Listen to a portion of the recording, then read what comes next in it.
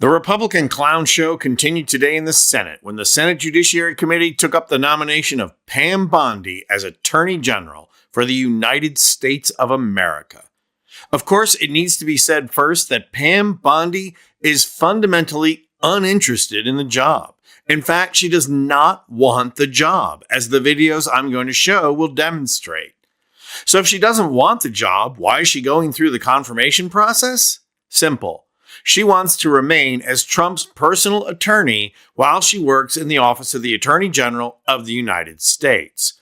She is chomping at the bit to be Trump's personal attorney and go after Trump enemies and anyone else Trump chooses while ignoring the job that needs to be done to keep Americans safe and ensure that justice is served.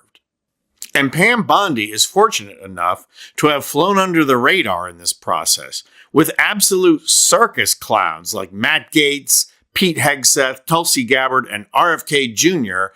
up for nominations. Nobody had time to take on Pam Bondi. So who is Pam Bondi?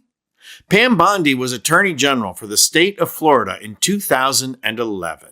Her office had received dozens of complaints from working people who had been ripped off by Trump University. But in 2011, Pam Bondi announced that her office would not be pursuing a case. And oddly enough, that announcement came after a $25,000 donation to Pam Bondi's campaign account by Donald Trump. And Bondi has been a Trump lapdog ever since, serving as a personal lawyer. Trump is filling the DOJ with former personal lawyers, and we all know why. Because he wants the DOJ to do his bidding, and these lackeys are willing to do just that. Here's Dick Durbin making that very point. Ms. Bondi, you are one of 4 Trump personal lawyers that he has already selected for top positions in the Department of Justice. You joined Mr. Trump in working to overturn the 2020 election. You've repeatedly described investigations and prosecutions of Mr. Trump as witch hunts, and you have echoed his calls for investigating and prosecuting his political opponents. This flies in the face of evidence, like Mr. Trump's call to Georgia Secretary of State Brad Raffensperger. We've all heard that audio recording. These are the kinds of anti-democratic efforts that in the past you have defended, and it's critical that we understand whether you remain supportive of Mr. Trump's actions. I also have questions whether you will focus on the needs of the American people rather than wealthy special interests.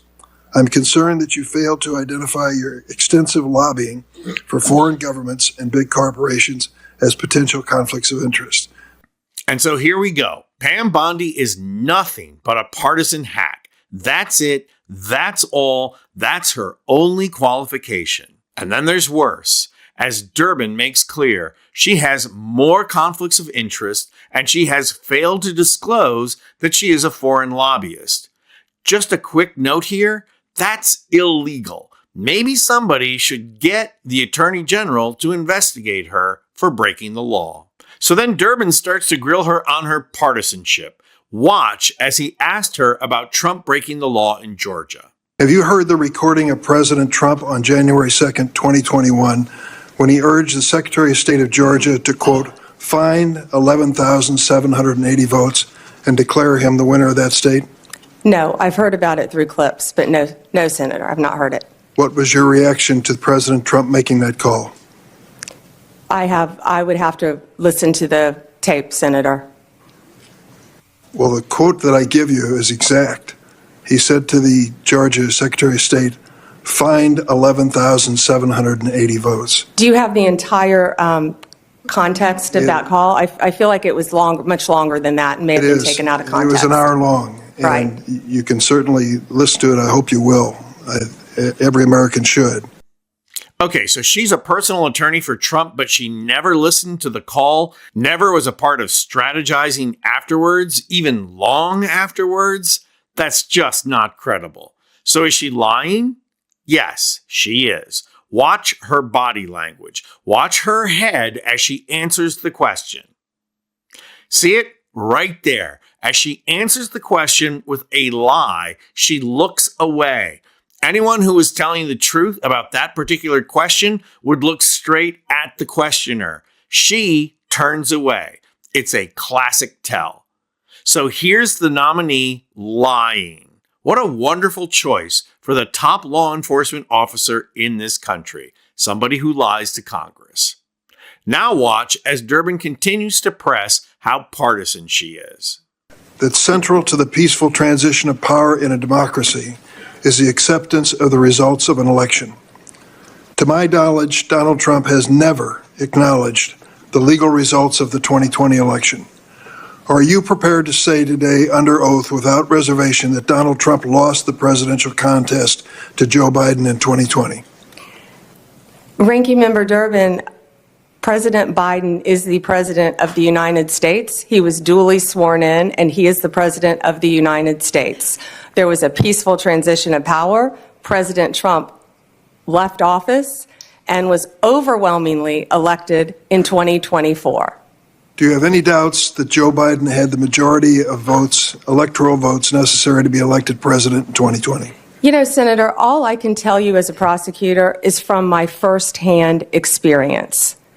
And I accept the results. And there it is. Typical MAGA response. She ducks the direct question about it. And I can't believe Durbin didn't press this. That wasn't the question. The question was, do you accept the results? That's a yes or no answer, and she ducked it, putting forward the most outrageous statement of any testimony so far. There was a peaceful transfer of power. You mean after the insurrection failed, it was peaceful, right? Or are you claiming it was a day of love too? And we all know why she's playing this game. If she had told the truth, she would be torched by the MAGA faithful. Her candidacy would be over the minute that came out of her mouth. Even J6 prisoners are starting to accept that Trump lied about the election being stolen. Not Bondi. She's got places to go and people to see. So she just keeps on a-lying.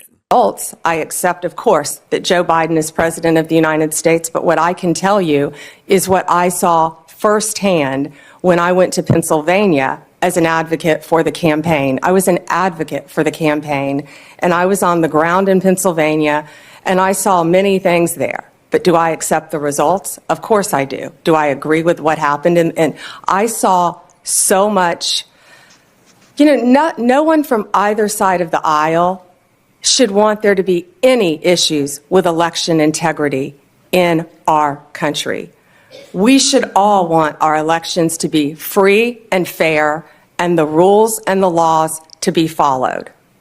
I think that question deserved a yes or no, and I think the length of your answer is an indication that you weren't prepared to answer yes. Bondi's response? I saw things. What things, Pam? What did you see? Because I can tell you who else saw things. Rudy Giuliani. And he talked about what he saw. And guess what?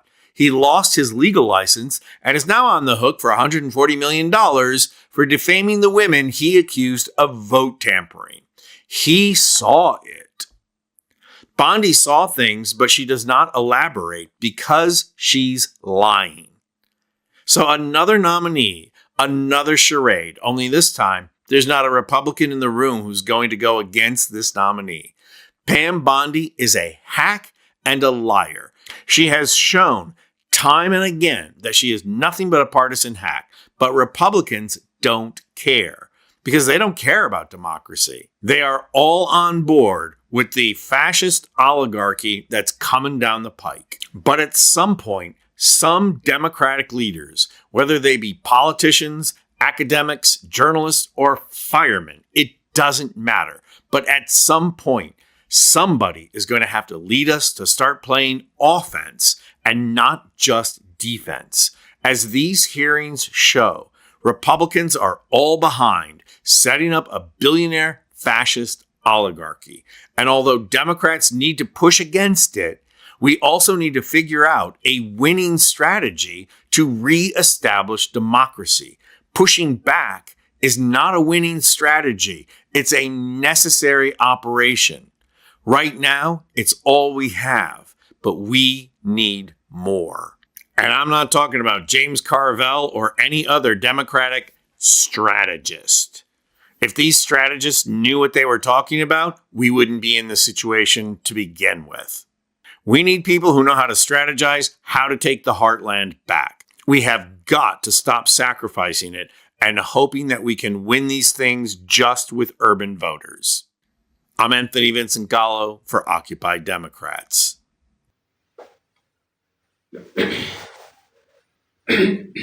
Donald Trump has spent weeks preparing a shock and awe start to his second term.